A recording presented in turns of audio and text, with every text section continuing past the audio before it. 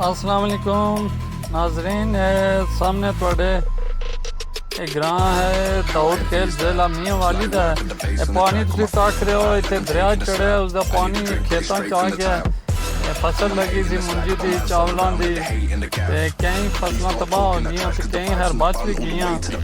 मैं बड़े आराम प्यार ना वीडियो बनाई है ताकि तुम तको, आगे दोस्तों को शेयर करो, लाइक करो। तो सामने तक वो पिछे खेत की फसल है सबल सबल हाले तैयार नहीं, वो वाली साइड बच गई है तो दूसरी साइड जी है इस साइड से पानी खलोता है। वैसे फसल भी पानी तो आता है मुंजी की बारा दरिया का पानी आया तो कोई ज़्यादा ही आ गया है तो काफ़ी खेत फसल तबाह हो गई, किसी की मुंजी दी किसी की किस दियाँ।